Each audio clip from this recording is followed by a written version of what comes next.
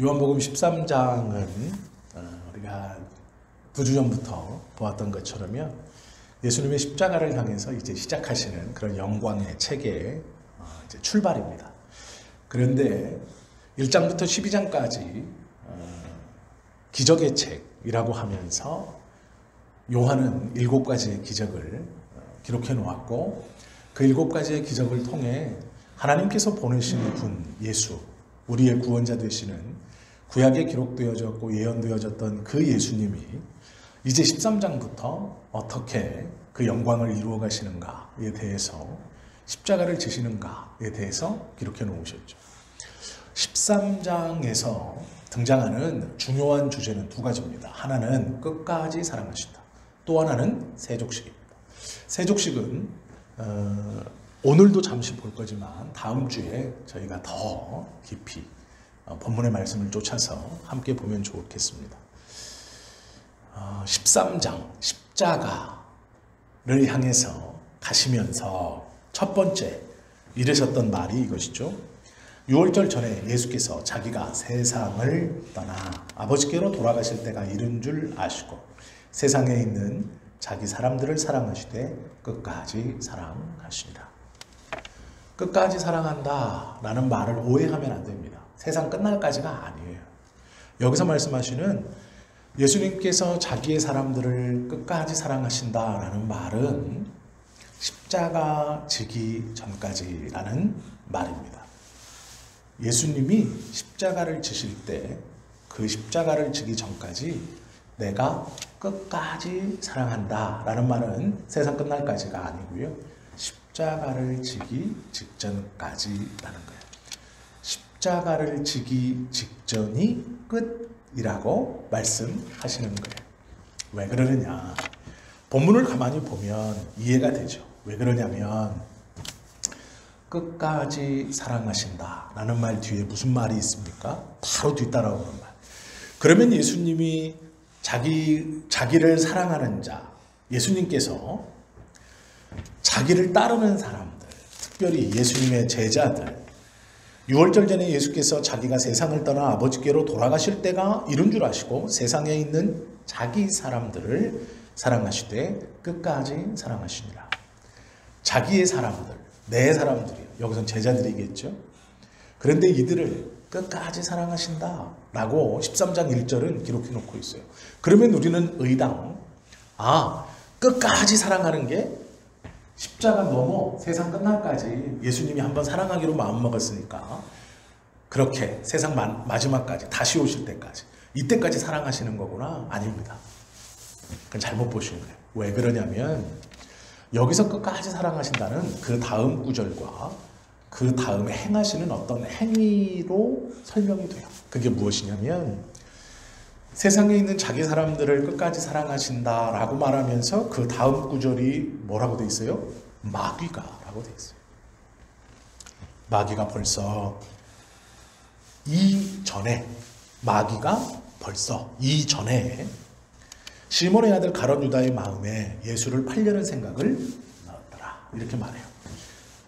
예수님은 자기 사람들을 끝까지 사랑하시는데 마귀는 벌써 예수님의 제자 중 하나, 예수님이 끝까지 사랑하신다라고 말했던 그 공동체에 있는 사람 중 하나에게 벌써 예수를 팔 마음을 넣었다. 이게 대비되는 거예요.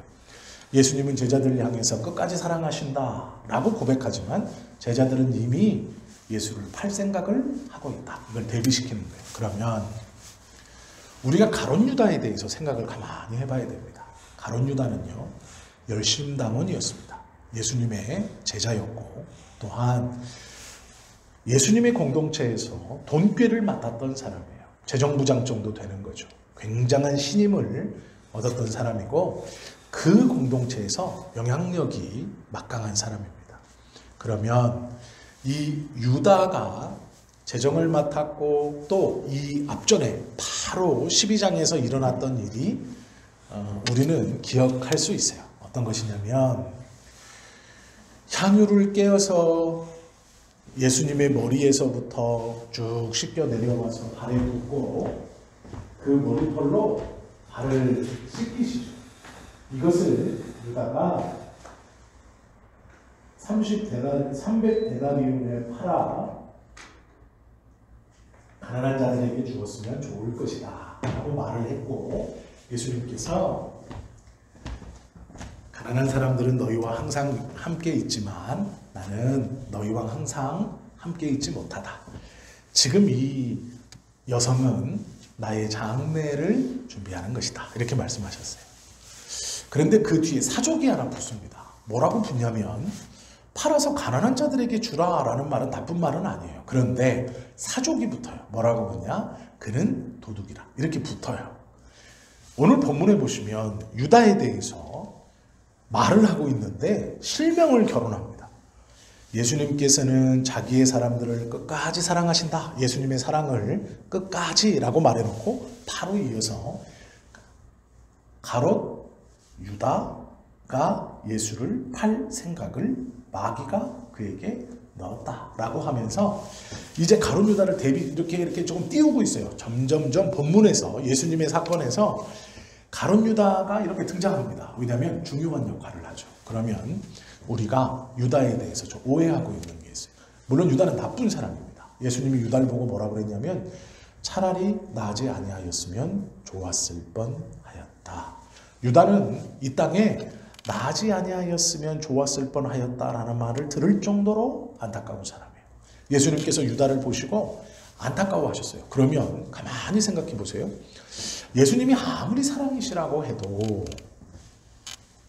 자기를 은30의 십자가에 내어주도록 제사장들에게, 원래 제사장들은 예수를 죽이기로 모의한 사람들이에요. 그들에게 은30을 받아가지고 잡히시긴 날 저녁에 누가 예수님인지 표시를 해줘요. 내가 볼에 입 맞추는 그가 예수다. 그날 저녁에 어두컴컴한 산속에 횃불만 들고 이렇게 비치고 예수를 찾는데, 예수님과 같이 다녔던 유다가 내가 그의 얼굴에 입 맞추는 그 자가 예수니 잡아가라 라고 해서요. 그래서 우리는 유다가 나쁜 사람이라고 생각합니다. 그런데 예수님이 이해 못할 말을 해요. 뭐라고 그러냐? 차라리 나지 아니했으면 좋았을 뻔하였다. 회개하라. 차라리 회개했으면 어땠을까? 라는 말이 아니에요. 어떤 돌아설 수 있는 기회를 주시는 말도 아니에요. 네가 잘못 선택했다 이런 말도 아니에요. 예수님께서 유다에게 하신 말씀을 보면 그 길로 갈 수밖에 없는 정해진 어떤 사람, 이런 의미거든요. 그러면서 안타까워하세요. 차라리 나지 아니었으면 좋았을 것이다. 유다의 배경이 무엇이냐? 열심당원입니다. 열심당원은 유대인 젊은 청년 중에 로마인들을 직접적으로 암살하면서, 즉 폭력적인 방법으로 이스라엘을 해방시키고자 했던 모임이에요. 그래서 이들은 로마 군인들 외에 모든 지배, 1등 국민을 포함해서 2등 국민, 3등 국민, 모든 로마의 지배 아래에 있는 전역에 로마의 군인들을 예외로 하고 무기 소지를 금합니다. 그런데 이 열심당원들은 옷 속에 단도를 차고 다녔어요. 왜요? 그러다가 좋은 기회를 만나면 로마인들을 암살하기 위해서요. 삭개오 같은 사람 으슥한 골목에서 이 유다한테 걸렸으면 그냥 죽임당합니다. 부역자기 때문에 그래요. 베드로에게 걸렸어도 그냥 죽임당합니다. 베드로도 열심당원이었거든요. 가룟 유다는 3년 전부터 예수님이 어떻게 행하셨는가를 다 보아왔습니다. 그리고 12명의 제자 중 하나가 돼요. 예수님의 제자가 되기 전부터 그는 열심당원이었습니다. 그는 예수님을 따라다니면서 마음속에 품고 있는 생각이 있어요. 그것이 무엇일까요? 예수님께서 로마에게 우리 나라를, 이스라엘을 해방시켜 줄 것이다. 그런 기대를 가지고 다른 모든 제자들도 그런 기대를 품었습니다. 유다만 품은 게 아니에요. 그런데 문제가 하나 있습니다. 유다는 그 다른 제자들 중에서도 열심당원이에요. 폭력적으로라도 해방을 이루어야 한다. 그런데 예수님께서 하신 행위들을 가만히 보면 구약에서 예언했던 메시아가 하는 행동들을 예수님이 하고 있습니다. 물을 포도주로 만드시는 가나안 혼인잔치의 기적, 왕의 신하의 아들을 고쳐주시는 기적, 한센병, 중풍병 38년 된 병자를 고치시는 기적, 나면서부터 소경된 사람을 고쳐주신 기적, 오병이어 기적, 그 뒤에 곧바로 물 위를 걸으시는 기적, 그리고 죽은 나사로를 살리시는 기적. 모두 다 유다는 그 자리에 있었어요. 유다는 예수님께서 유월절을 맞아 예루살렘에 입성하실 때 그 자리에 있었어요. 그는 예수님께서 하시는 모든 행위들 속에 그의 마음 속에 부풀고 부풀어 오르는 게 뭘까요? 이제 로마에서 우리가 해방이 된다라는 거예요. 그런데요, 예루살렘에 들어오시면서부터 예수님이 이상한 말을 합니다. 뭐라 그래요? 죽을 거라 그래요. 그런데 어디서 죽을 거래요? 십자가에서 죽을 거래요. 십자가는 뭔데요? 로마에 반역을 했거나 흉악한 범죄자들이나 정치범들, 반란을 꾀했거나 반역을 했다가 실패하면 잡혀서 달려 죽는 게 십자가예요. 근데 예수님 뭐라 그래요? 나는 죽을 거야. 십자가에 달려서. 유다는 어떻게 알아들어요? 쿠데타가 실패하는구나. 로마의 해방이 내가 꿈꾸고 예수님께 기대한 것이었는데 저 하나님의 사람이고 귀신도 쫓고 병도 고치고 기적과 이적을 행하면서 미래와 앞날도 내다보는 저 예수가 결국 뭐라 그래요? 십자가에 달려 죽는데요. 이 말은 유다가 듣기에 쿠데타에 실패해요. 결국은 예수님이 한번 일어나 봅니다. 로마로부터 독립하자. 그런데 잡혀서 십자가에 달려 죽는 거예요. 정치범으로. 예수님께서 십자가에 달려 죽는다라고 얘기했을 때 유다는 이 쿠데타의 실패, 로마에게서 해방의 실패로 그걸 알아들어요. 열심당원이었던 유다는 예수께서 쿠데타를 일으켜 로마에서 독립해보자 라고 하지만 실패해요. 십자가에 달려 죽는데요. 몇 번씩 강조하십니다. 이게 진짜다 이렇게 말해요. 들을 때마다 유다는요, 어떤 생각을 했을까요? 실패하는 쿠데타. 그러면 이스라엘 민족은 어떻게 될까요?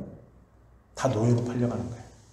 쿠데타가 실패해서 로마인들이 예루살렘에 입성하면 이제 이 이스라엘 백성들은 하나님을 믿는 유일신앙을 지킬 수 없어요. 모두 다 로마인들이 노예로 뿔뿔이 전 세계에 흩어버릴 거예요. 반란을 꾀했었거든요. 로마에게 반란을 꾀하다가 진압되면 그냥 옛날처럼 야, 너 말 잘 들어 이게 아니에요. 노예로 다 팔아버려요. 그 나라 자체를 없애버리고 그 민족 자체를 노예로 다 팔아버려요. 그러면 어떻게 되는 거예요? 유대의 생각에, 이 가론 유다의 생각에 예수께서 자꾸 말씀하시는 십자가에서의 죽음은 정치범으로서의 죽음이에요. 로마에 쿠데타를 일으켰다가 실패하니까 십자가에 달려 죽는 거예요. 그렇다면 예수님이 죽은 다음에 이스라엘 백성들에게 닥칠 그 혼란은 누가 책임져요? 아무도 책임질 사람이 없죠. 유다가 예수님을 왜 팔았는지 이해가 되시죠? 그러니 종교 지도자들에게 예수님을 팔아야 쿠데타가 일어나기 전에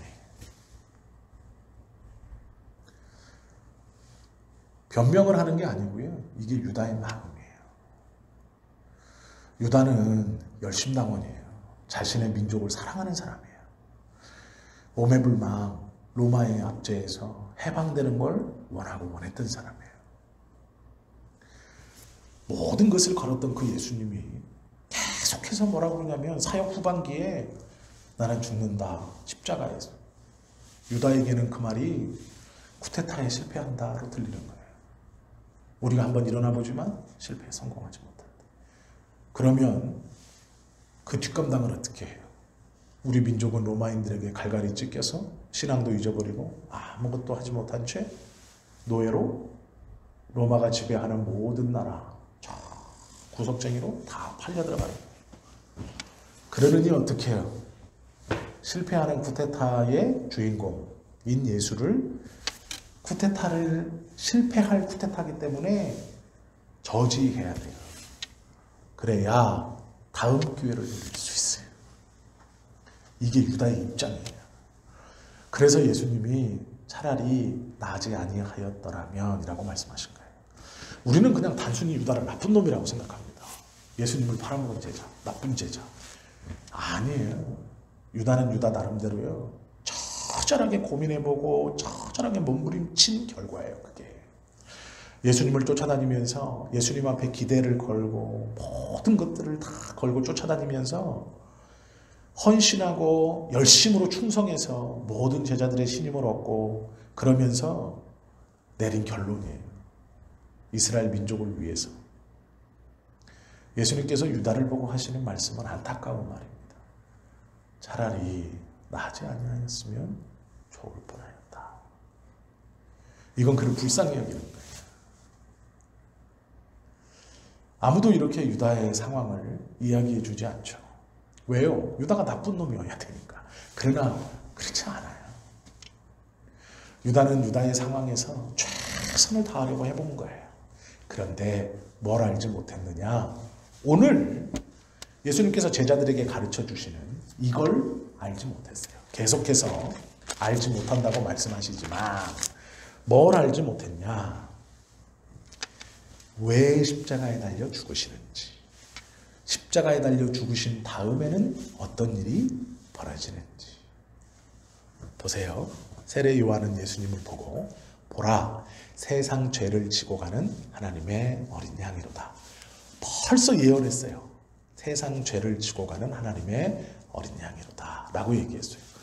그런데 유다는 자신의 생각에 사로잡혀서 해방자 예수만 보고 따라온 거예요. 그리고 예수님께서 십자가에 달려 죽은 다음에 너희가 그 의미가 무엇인지 알게 될 것이다 라고 계속 가르쳤지만 아무도 알아듣는 사람이 없었어요. 그래서 요한복음 12장 13장은 제자들이 못 알아들었다는 말을 여러 번 합니다. 무슨 의미인지 알지 못했다. 그런데 예수님이 나중에 알 것이다 라고 설명해 주세요. 오늘 본문을 보세요. 3절. 저녁 식사가 이제 베풀어졌습니다. 제자들은 다 같이 밥을 먹고 있어요.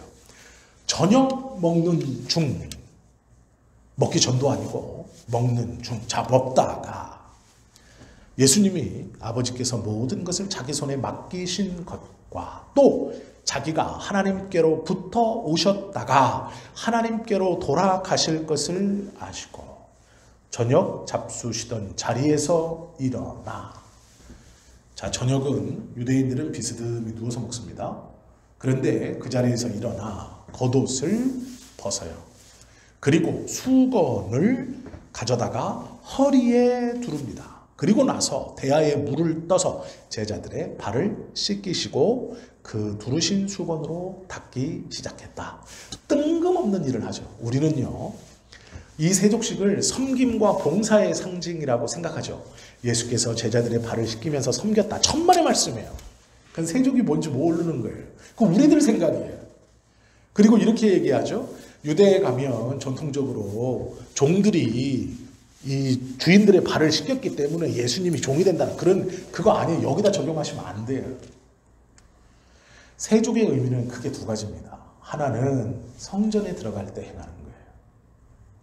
성전에 들어갈 때 출애굽기 30장에 보면 일반 백성들, 일반 유대인들이 제물을 들고 하나님 앞에 나아갈 때 몸을 씻었어요. 제사장들도 성전에 나아갈 때 몸을 씻었어요. 이 발을 씻는다라는 의미 첫 번째는 성전에 들어간다라는 거예요. 즉 거룩하게 만들어 성전에 들어가게 한다.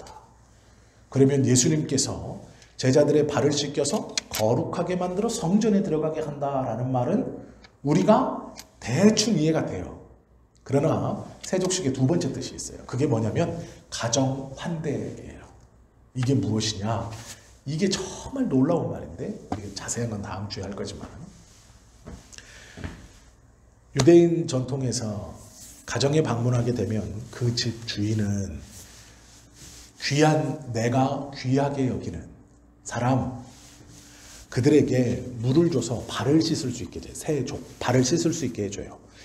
첫 번째는 성전에 들어갈 때 발을 씻었어요. 두 번째 의미는 뭐냐? 집안에 문을 활짝 열고 나는 당신을 환영합니다 라는 의미예요. 즉 우리 집에 오심을 환영합니다.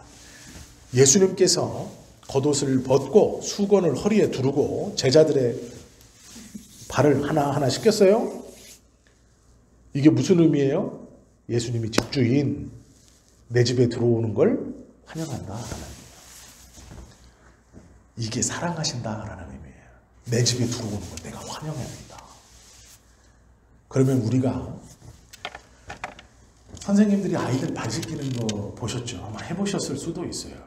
그렇게 따라할 수 있는 걸까요?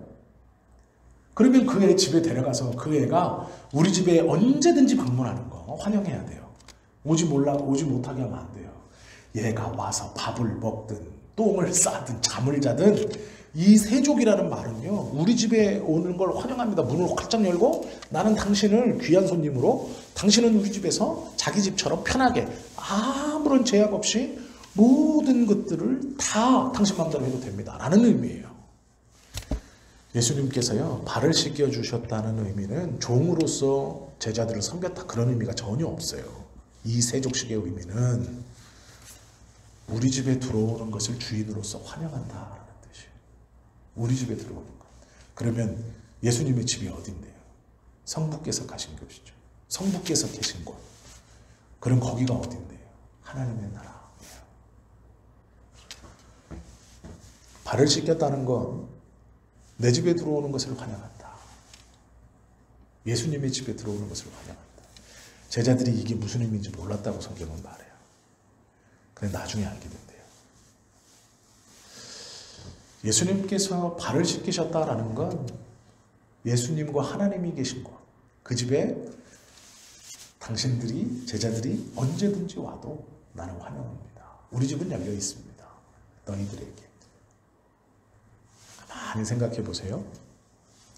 예수님께서 십자가를 지시고 죽으심으로 우리의 죄를 씻었다. 왜 씻었다고 성경은 표현할까요? 이해가 되시죠? 예수님의 집에 언제든지 환영합니다. 웰컴이라는 뜻이에요. 성경은요, 십자가의 피로 죄를 씻었다라고 얘기해요. 더러운 것을 씻어냈다. 웰컴. 예수님이 집주인이신데 그 예수님이요, 물로 아니에요. 지금 제자들은 물로 씻겼거든요. 물로 씻기는 행위도 성경은 뭐라 그러냐면 사랑하시되 끝까지 사랑하셨다 이렇게 말해요. 그러면 아까 제가 사랑하시되 끝까지 사랑하셨다라는 걸 왜 십자가 지기 전 그것이 끝이라고 말했냐? 물로 씻기는 것이기 때문에. 예수님이 십자가를 지심으로 이제 뭘로 씻겨주신 거예요? 피로 씻겨주신 거예요. 우리가 예수님의 십자가를 구원의 십자가, 구원의 길, 죄인을 구원하시는 예수 그리스도의 십자가 지심이라고 왜 강조하고 그것을 믿어야 하느냐? 그 피로 씻겼기 때문이에요. 그래서 하나님의 나라 웰컴, 언제든지 오세요. 너는 언제든지 와도 돼.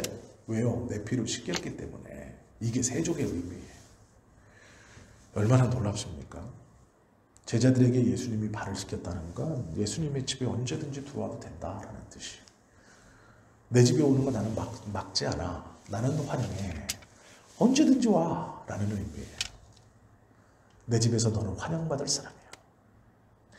우리에게 십자가는 그런 거예요. 십자가의 대속으로 우리의 죄를 씻었네. 그 피로 나는 정결케 되었네. 그 예수 피를 바라볼 때 속죄함 얻었네. 모든 고백이 다 무슨 의미가 내포되어 있냐면 웰컴, 우리 집에 아무 때나 와세요. 나는 너를 맞이할 준비가 되어 있다.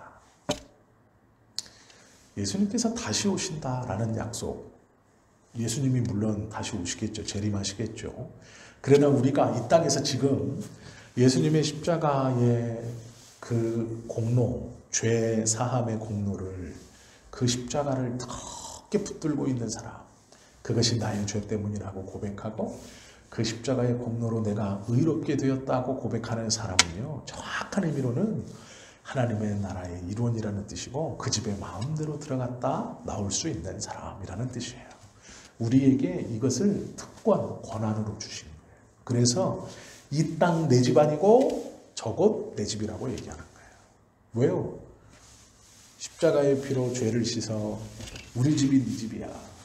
마음대로 해도 돼. 예수님의 집이 어딘데요? 하나님의 나라. 그래서 그것이 우리의 소망이 되는 거예요.